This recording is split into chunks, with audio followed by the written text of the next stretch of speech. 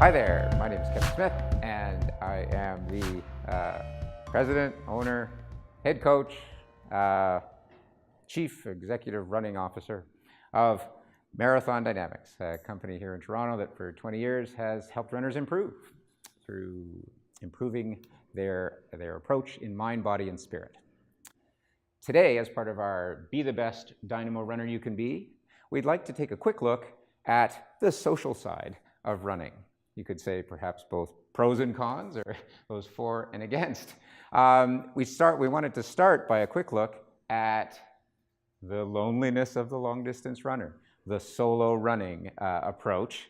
Pros and cons. You know, is it better to train solo? Is it better to train with people, other runners? And that can be a two-edged sword.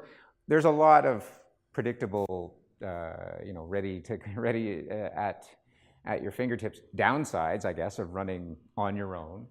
They talk about the antisocialness. They talk about the loneliness.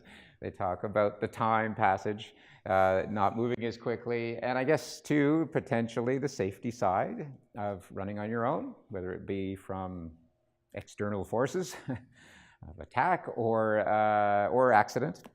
All of those are viable and valid reasons that you may not want to run solo, but you have to consider those. But I would say you'd also want to consider equally, and perhaps sometimes more so, the positives of running some of your running solo, okay? And here's some of the reasons. When you run with others, it inherently means there's coordination, and that can be tricky in this modern day lives that we lead. So when you're only one schedule to match, it works a lot better. It's quicker, convenient, logistics work. It all comes together much easier and more efficiently. So that's another, that is a good reason to consider running some of your runs on your own. Yes, your running buddy shouldn't let you down if you're running solo, but that's between you and yourself. But yes, when you're running with others, that can happen, right? You can be looking forward to, you can be depending upon, maybe it's for rides to certain areas, and then it doesn't happen for whatever reason. So there's less dependency that way. And this is one of the most important. It requires ownership of and responsibility of your own pacing. Because there's a lot of people that run with others because they're good pacers. And I can trust them with that. And that's fine in the moment, but you're also conferring responsibility long-term to them for your pacing. And perhaps like feeding the ducks, at the public pond, taking away one's inherent ability to do it for themselves when they're not there all of a sudden and it's race day.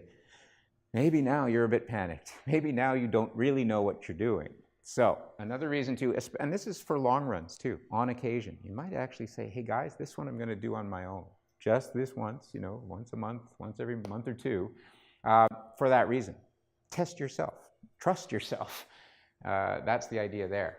And yeah, the alone time, as I think I alluded to earlier, it can be pretty good. It can be, you can enjoy the company in your own head. There's conversations you can have that you can't have with others. So yeah, you can work on stuff that has to do with running, like skills and cadence, breathing, form, pacing, feel. You can appreciate the surroundings as you go by them more that way when you are yourself alone. Up hills and down hills, into the wind, behind the back. How do I change subtly my form? You can work on those techniques and skills better solo than you can with others, okay? Because you can just be more mindful and attentive to your own action. And then you are armed now with a proficiency, an ability to, when I need to or when I choose to, run on my own. And that, ironically, usually distills down to a race day when perhaps amidst a cast of hundreds, or these days more likely thousands, you kind of sometimes are on your own within the group and responsible if you have goals and targets and things like that for your own pacing. So it's a good idea. It does breed confidence and self-reliance. Does that make sense on the social side? Okay, well, let's look at the other side while we can. Running with others, okay? So again, as quickly as we can, the upsides of group run. Most of these are self-evident truths.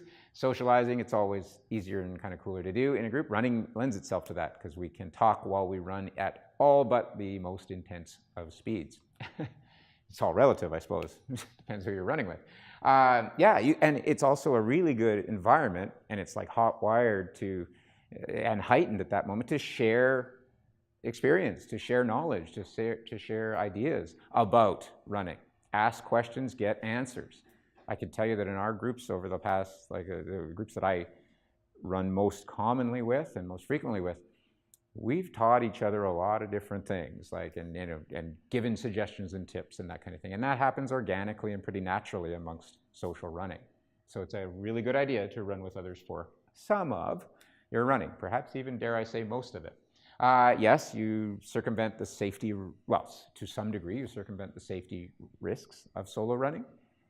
Personal safety and protection, dangers of accidents. I know I've certainly been picked up after a run with a third-degree sprain from an ankle that I couldn't really move by a running buddy who said, okay, be here in 25, 30 minutes, I will pick you up, especially on a cold day in the winter. Makes a difference. So yeah, there's all kinds of reasons on the safety side. And then just the consistency motivation side, right? I mean, let's face it, we all love running, but sometimes it's, our motivation level jumps around from a 8 or 9 to a 5 some days. And on that day, when you might be inclined to blow it off, and who's going to know? Just me, my conscience. I can wrestle with them. But when it's a matter of public record, it's a little more serious.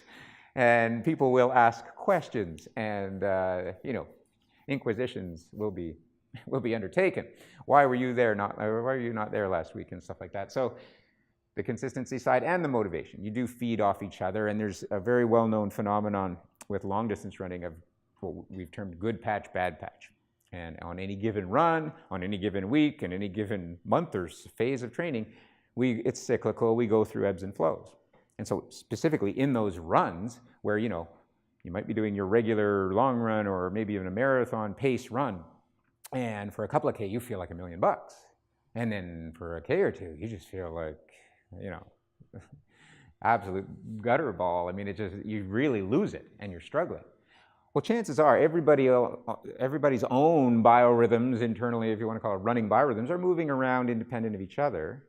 And when someone else is having a good stretch, that can tow you along, and you duck in behind, either physically for wind or just psychologically. They take the lead, they take the responsibility, and you follow. So the good patch, bad patch thing that's a good remedy for that kind of thing for long runs.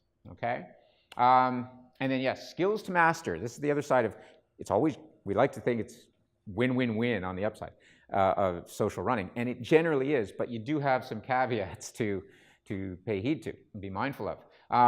Be mindful and respectful of others' time, both on start times and perhaps how much time they have to run and that kind of thing. But start times is a good one. If you're always trying to bring people together to run, that can be difficult, trust me. Be pace flexible within long runs. That's the one where it has the widest net and cast and can oscillate the most. So let it. Don't be a slave to these Garmins. It's nasty business, especially on a long run. You should be. Remember I was saying it's better to be even more behind pace before you really start to pick it up. So if someone is a slower runner, unless it's much slower, we're talking more than 30 seconds or more per kilometer, you can probably find at your bottom of acceptable range that's a little up, right around or at the top end of theirs. That is it works for most of the run, or at least half the run. And then you can turn it around and push harder to make the finish. That's what I've been doing for years with a lot of the run groups I'm in. I just go with the flow with the group till I'm at least halfway. Then we assess, I got a few minutes to make up. How can I do that as painlessly as possible, as gradually as possible? And then you press out on your own. Then you get the best of both worlds. It's actually a harder workout for your training, and you got to spend the most time you could with other runners. So it's a good idea that way. And yeah, be creative with managing a variety of distances. Let's say you are a pretty good match pace-wise for another runner, but you're training for half, they're training for a marathon. I have an 18K run and I have a 28K run. Well, one option is on the way out, especially if you do a lot of out and back running, at 18K? At 9K, the one doing the shorter run, well, that's it. I have to turn around and we're all on our own, or we split the group up, right? That's one option. But what about we all turn and run back the other way together to maximize the together time, and then, yes, eventually dropping off as we need to, the last runner ends up doing a K or 2 or 3 on their own. Make more sense? Again, that's just sort of, when you have the goal in mind, find creative ways to make it happen. The final thing I might mention there is that aspect of button hooking, where you have a good group, but it's not perfect in terms of pacing, so there's a drift. Slowly over a few K, you start to drift apart, perhaps 80, 90, 100 meters. You're still within eyesight, but you're drifting. Well, you can let that happen and split apart and never see each other again, or the group in front, as we do on our Saturday or Sunday runs, is, hey, it's getting up to the 80, 90 meters. Let's pull a button hook. And you can stop your watch, keep running if you want, keep moving, or stretch, but you can just loop around, you can come back to them, and then you loop back in with them, and you start your watch where you stopped it. Garmin doesn't know, really.